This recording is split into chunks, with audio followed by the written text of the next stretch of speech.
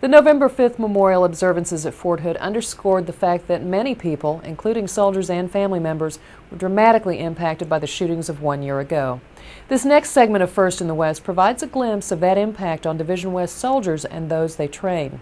Sergeant First Class Steve Young is standing by. Thank you, Jenna. Like many Fort Hood units, Division West was caught up in a tragic event that happened just 1 year ago. One soldier whose life was significantly changed was our own Sergeant First Class Troy Merritt. Sergeant Merritt was recently recognized for his actions of November 5th, 2009 via video teleconference. Sergeant First Class Merritt was next door at a graduation where so many others were at the graduation. And after hearing all the commotion that was going on outside, Sergeant Merritt took it upon himself, put himself in harm's way, left the building, went out, and began to assist those who needed first aid. Also in attendance at the ceremony was the civilian paramedic that worked hand in hand with Sergeant Merritt. She stood alongside of Sergeant Merritt and his wife Erica. It was the first time they had seen each other since the incident. There were so many military people there. I knew it was almost impossible to find him, but he found me, and it's really great to meet him, and we can talk about the things that happened that day. And I'm so proud of everyone that day. The Army, soldiers, civilians all worked together, and as one, everybody just came together and did what they had to do to take care of the patients. I owed a debt of gratitude towards her for helping me out and helping me to remain calm. Seeing her take charge and take control enabled me to do what I needed to do to try to help people that day as well. Sergeant Merritt reflects on what motivated him to run towards the area of gunfire. You know, the honest to God truth is I didn't think about it. That's number one. I think if you actually think about it, you probably wouldn't do it. But I also, you know, if it was my son or daughter that was in that building that day, I would hope that somebody would be cognizant of that and go over there and render aid and do the right thing. I knew that I had to live with myself after that day, and I knew that I could only live with myself knowing that I tried to do the right thing, and that's exactly why I ran over there. Other lives were changed that day. Soldiers from 2 combat stress support units who were training for their overseas mission by Division West trainers suffered casualties. They were strongly supported by the local community. Both units successfully deployed and have returned. Sergeant First Class Gary Stacy has more.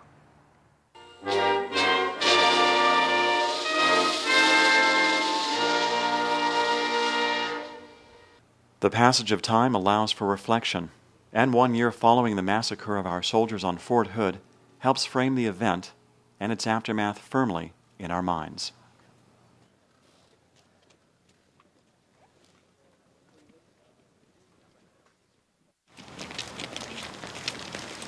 Yet we also recall how soldiers from both the 1908 and 467 Combat Stress Control detachments displayed resolve as both detachments successfully deployed to Afghanistan only weeks after the shootings. Last year at this time, local residents from the nearby town of Gatesville reached out to encourage these reserve soldiers prior to their deployment. This year, in much the same way, a recent dinner honoring 1908 CSC soldiers was held following the unit's successful mission and return from overseas. It's actually great because these people help us out. After the incident, these people did great for us. I mean, they put our smiles back in our faces. So now that we're back, to see these people again, it's great. It's great because we see that there's a lot of people here that care about us. These people did a lot for us to deploy in short notice. So we're really, really thankful. We're really thankful to these people, what they do to us. Put a smile on our face and their face, so that's always good. We're so excited to see them after they've been gone for nearly a year, and it's just familiar faces. It's just really good to see them. It's overwhelming to be involved in something like this. We gather to honor the fallen and the wounded, to grieve with their families.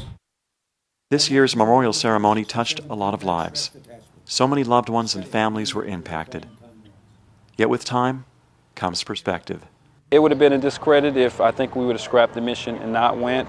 Being that we went through that incident, it made the soldiers much stronger and able to deal and be able to support the soldiers who are dealing with any type of issue. I think the cure for everyone in the military, the armed services that get deployed, the cure for all of their symptoms are just to go home, because I think family is an extremely important bonding experience, and I think that it's an important healer as well, and being able to come back with your family and experience the love and support that they have to give. As we close this segment of First in the West, we wish to extend our continued thoughts and prayers to all the soldiers, families, and friends that were affected by the tragic events that happened on November 5th, 2009. We'll be right back after these messages.